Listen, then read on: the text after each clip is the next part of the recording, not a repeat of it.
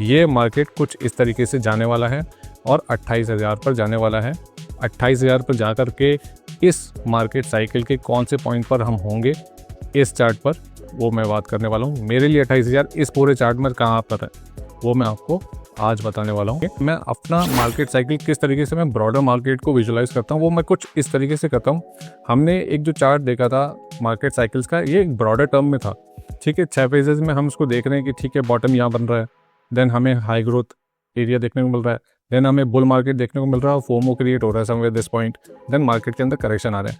लेकिन मार्केट इतना स्मूथली नहीं चलता, मार्केट हमेशा जिगजैग पॉइंट पर चलता है और समवॉट इस तरीके का मार्केट हमें दिखाई देता है। और आज की तारीख में अगर निफ्टी की बात करें तो उस पर मैं आपको एक बार विजुलाइज करा देता हूँ। कुछ ऐसा चार्ट हमें दिखाई दे रहा है मार्केट के अंदर। मैं पूरा का पूरा मूव अगर बात करें, ये पूरा का पूरा मूव पहले से ही डिफाइन किया हुआ था और ये हुआ। देखिए अब इसको मैं और लंबे टाइम पर जाकर के बताऊं तो अगर आप देखोगे मार्केट सिर्फ एक बड़े चैनल में चल रहा है। आज तक जब भी मैं वीडियो रिकॉर्ड कर रहा हूँ, मेरे टेक्निकल एनालिसिस पे जो भी मेरा मार्केट का साइकिल का एनालिसिस है वो अभी भी जारी है। ऑलमोस्ट 2 साल हो चुके हैं, ठीक है। 2 साल से मैंने ये पूरे मूव को डिफाइन किया हुआ है। As of now I do not know कि आगे क्या होगा, बट आपके सामने बार बार ये चीज़ें रखा हुआ है। ये मार्केट कुछ इस तरीके से जाने वाला है और 28,000 पर जाने वाला है। 28,000 पर जा कर के इस मार्केट साइकिल के कौन से पॉइंट पर हम होंगे इस चार्ट पर, वो मैं बात करने वाला हूँ। मेरे लिए 28,000 इस पूरे चार्ट में कहाँ पर है वो मैं आपको आज बताने वाला हूँ। आई डू नॉट नो आगे जाकर के क्या होगा, क्या मेरी बातें बिल्कुल मार्केट वैसे ही करेगा। आज तक तो करता आ रहा है, लॉन्गर टाइम पर अगर चीज़ों को देखें वो करता आ रहा है। 28,000 का टारगेट मेरा है एज ऑफ नाउ और मार्केट आज की तारीख में ट्रेड कर रही है 25,650 के आसपास। ये जो चैनल की मैंने बात की है कभी ना कभी तो टूटेगा। ऐसा नहीं हो सकता कि ये ग्रोथ फेज जो लॉन्गर टर्म में जारी है ये कभी ख़त्म नहीं होगी। बिल्कुल मार्केट इसके नीचे आएगा, पर मेरा अनुमान है जिस तरीके से मैं अपना ट्रेड प्लान कर रहा हूँ वो कुछ इस तरीके से है that market will touch 28,000 then इस चैनल को तोड़ेगा, ठीक है।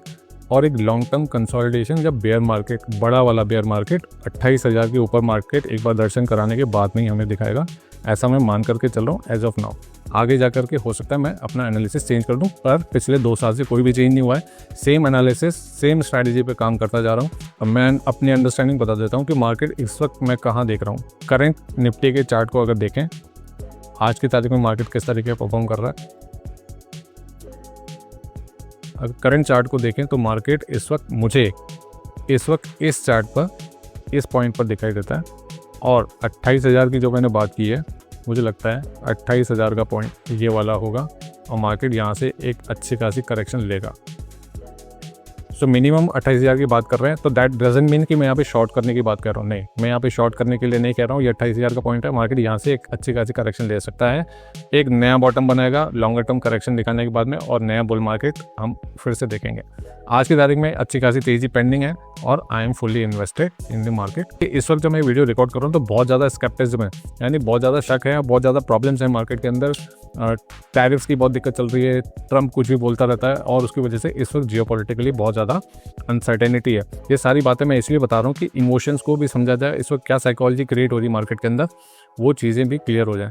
अगर ये सारी चीज़ें मैं ना बताऊं तो आपको जब ये वीडियो आप बाद में देखेंगे will not make any sense कि इस वक्त इमोशंस है, तो क्यों मैं 100% डिप्लॉयड हूँ despite of having so many uncertainties. जब अनसर्टेनिटी होती है तो मार्केट रैशनल बिहेव करता है और उस वक्त मार्केट किसी भी तरीके की क्राइसिस से दूर होता है। जब भी कोई ना कोई अनसर्टेनिटी होगी तो आप देखोगे कि मार्केट के अंदर लोग फियर में रहते हैं, कुछ ना कुछ फियर ज़रूर होगा और वो अच्छा मार्केट होता है। मार्केट के अंदर करेक्शंस भी हो सकते हैं, प्राइसेस नीचे भी आ सकते हैं। दैट डजंट मीन कि वो खराब मार्केट है। प्राइसेस नीचे आएंगे तो हमारे लिए बेनिफिशियल है और हम उसको बाय करने के लिए यूज़ करते हैं सही वैल्यूएशंस को देखते हुए। डरने वाला मार्केट वो होता है जहाँ पर किसी को भी डर न लग रहा हो, और जैसा कि वॉरेन बफेट कहता है, be greedy when people are fearful. तो हम जब मार्केट को गिरते हुए देख रहे हैं तो हम ग्रीडी हो जाते हैं, और जब लोग ग्रीडी होते हैं तो उस वक्त हम चीज़ों को बेचने, अपने स्टॉक्स को थोड़ा बहुत हल्का करने की कोशिश करते हैं, अपने पोर्टफोलियो को हल्का करने की कोशिश करते हैं। सिंपली यही अप्रोच रहती है। दोबारा से एक बार मैं चार्ट पर आ जाता हूँ और चीज़ों को आपको समझा देता हूँ। मुझे लगता है कि मार्केट यहाँ से तेज़ी दिखाएगा और तेज़ी दिखाने के बाद में अगर कोई करेक्शन बनना भी है तो इस जोन से नीचे आकर के ही होगा, और हो सकता है ये लॉन्ग टर्म चैनल जो ग्रीन कलर की लाइन में दिख रहा है उसके बाद में टूट जाए और हमें एक अच्छा खासा बेयर मार्केट देखने को मिले। हो सकता है ये कुछ साल चले, हो सकता है कुछ महीने चले, पर डीप करेक्शन आ जाए, ठीक है, वो डिफाइन नहीं किया जा सकता। एक बार ये बॉटम, ये टॉप बन जाए एक बार 28,000 वाला, और ये मेरे एक्सपेक्टेड लाइंस पर है। मार्केट क्या करेगा वो मार्केट जानता है। मेरा ट्रेड, मेरा प्लान, मेरा सिक्लिकलिटी का व्यू, वो सारी चीज़ें मैं आपके साथ में इस वक्त शेयर कर रहा हूँ और मेरा व्यू यही है।